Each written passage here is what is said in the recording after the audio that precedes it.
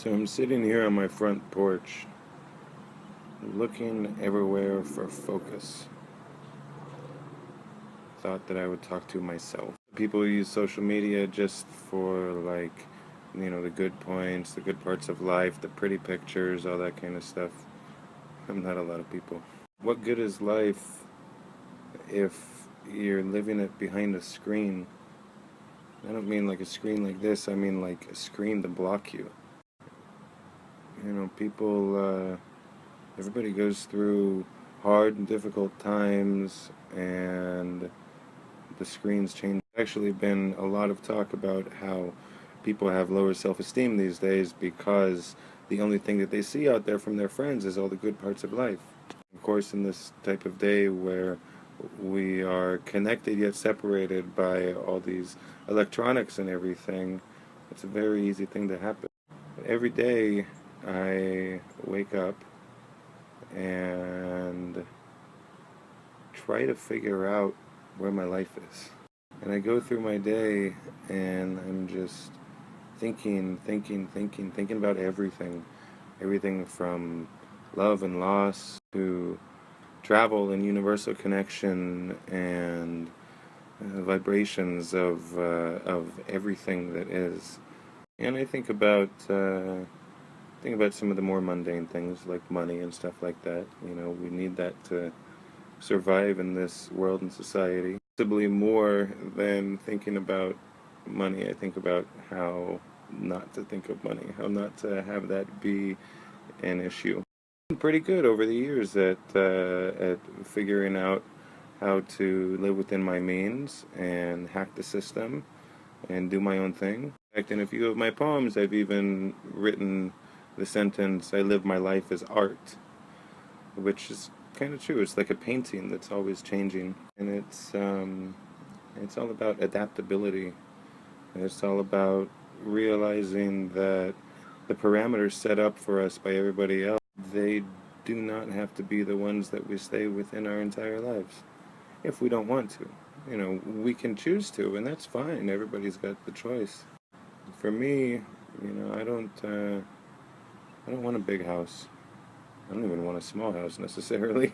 I want to live in a tiny place. The house right now is like 900 square feet or something like that, and I don't even use one of the bedrooms. It's just storage for all the shit that has accumulated, and it's all of the shit that I'm trying to get rid of, trying to free up my life and my soul and my world. I'm playing with my beard a little bit because it's getting to be a little bit too much, but it's a good thinking tool. It's like it connects me to my brain. All of the stuff that we own, like in Fight Club, they say the stuff we own ends up owning us. It's kind of true because it keeps us from being able to expand and really know ourselves, I think. Of course, we're still gonna own some stuff. I mean, we're still gonna have things that are important to us that we want to keep around, and that's cool. It hit me the other day that um, we end up buying houses, often end up buying bigger houses than we need, and then we have all of this empty space. And we feel like our life is empty because we live in this huge house where we don't need all the space and it doesn't have stuff in it. And we go out and we buy stuff to fill in the space. And I think for a lot of us, we think that that's going to fill in the hole that's with us, going to quench the longing and the desire for what we think of as home and what we think of as comfort. Maybe it does. Maybe it does. In some respects at least. But then we have to work to maintain it all. And then we complain that we're spending our entire lives working and we're not enjoying life. And it's like we put ourselves on this money go-round. Ourselves to get sucked into this idea that it's the things in our life that give it meaning and give it value and give us a feeling of success. And a lot of people end up finding out when they're old that they miss their kids growing up, and they didn't spend time with their partner, They missed life.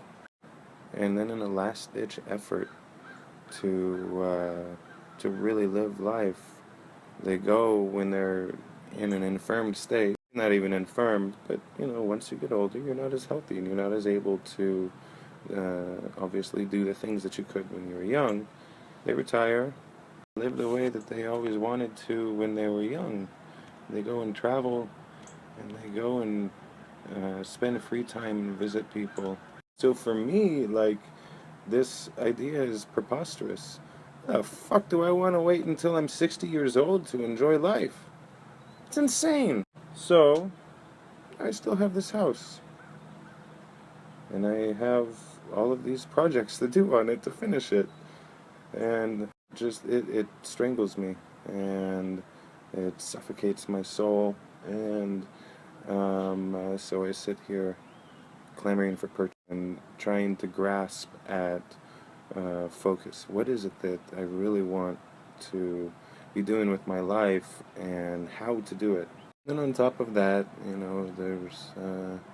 there's love and loss that comes in. I had a girlfriend for a few months, love her to death, love her crazy, but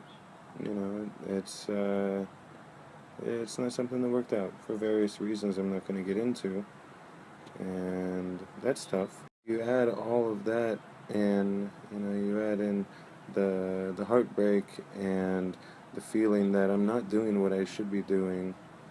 And then I look around and I see all of these things that have made their way into my life that are like weights around my ankles. And I'm trying to fly, but yet they've pulled me down beneath the ocean, and they're keeping me down. And so yeah, many of you know already, I think a lot. I think a lot about a lot of different stuff. Too much maybe. But mostly what I think about is, what does it mean to live a life intentionally?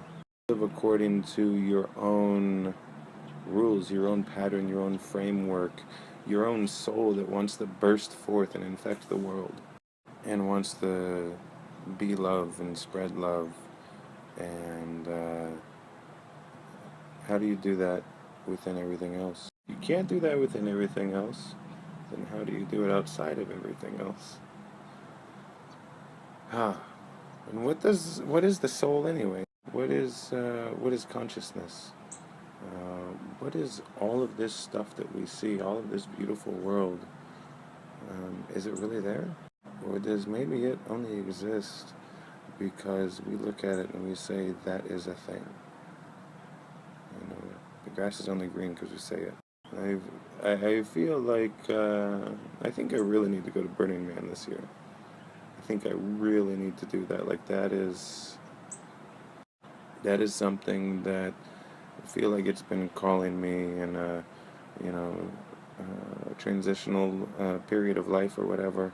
Been in for about a decade now, and so I think I'm going to try to do that this year. Maybe I'll see you. Maybe you'll ride out with me. If you're not in Tennessee, I can pick you up somewhere along the way and we can ride out and share the costs and have a great time.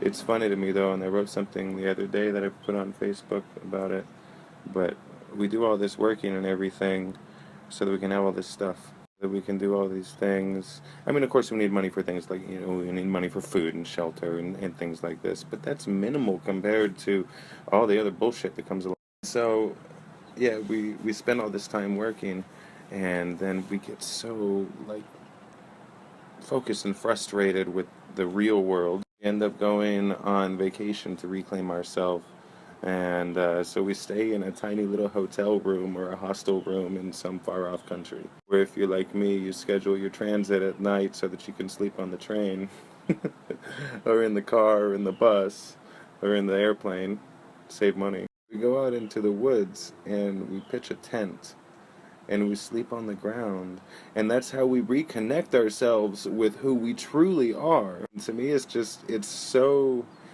silly and funny and ironic that we spend our whole lives being who we aren't, denying that essence of our soul that that wants to be simple because, you know, that's what we've grown to know. And then in order to reset, we go and we sleep on the ground like a homeless person, you know, people that a lot of people look down on. And we cook on a fire and we wash ourselves in a river. And it's like, man, we should all be doing more of that. You know, not necessarily camping. Camping is not for everybody, but imagine a life in a world where at least half of it was all living in this essential reality of being that we strive and reach for in retirement. That's the world I want to live in. Shit, that's the world I'm kind of living in right now. And I hope to keep doing it. Maybe make money. And actually, what I think would be really freaking cool would be to travel full time and go around and help people on their houses. You know, go along in a little neighborhood of some town and see a house that needs to be painted, and then go to like Boys and Girls Club or some kind of community organization and be like, okay, I'm in town, this is what I want to do. I want to go ahead and just, I want to get some people together and go scrape this old person's peeling paint off and paint their house for them for free. I think that would be just so absolutely amazing. Just, my God, I'm like getting tears thinking about it. You know, just help people just because. And then see what comes from that. But you know what's going to come out from that? Maybe Mrs. Jackson over there, you know, she's so appreciative that she makes a bunch of peach pies from her trees outside or something. You know, or maybe old Mr. Wilkinson, whose roof has been leaking into his kitchen for 6 years, can finally stop putting buckets out to catch the water and can just know what it's like for somebody to just do something nice, even without expecting anything in return. I think that would be fucking great. Fucking great. Be some kind of mitzvah gypsy, some good deed gypsy, just going around doing shit for people because I can. Then in the middle of it, maybe I stop in the town and I pull out a guitar and start singing some songs, make a little money, or just have give away free hugs. I don't know. I'm just kind of rambling now. I found a little bit of focus though. That's good. I'm gonna go in and eat some food, and I'm gonna work on getting rid of shit again. If any of you watch this far, then bully to you. Good job. I guess I'm not as boring as I think, but I don't give a fuck if I am. Seriously, just kind of wanted to talk to myself and figured maybe it can benefit somebody somehow. And yeah, I love you peeps. I love watching your snaps. I love it when you snap me. I really do. I love getting snaps. It's the most like basic bullshit that has nothing to do with anything, you know.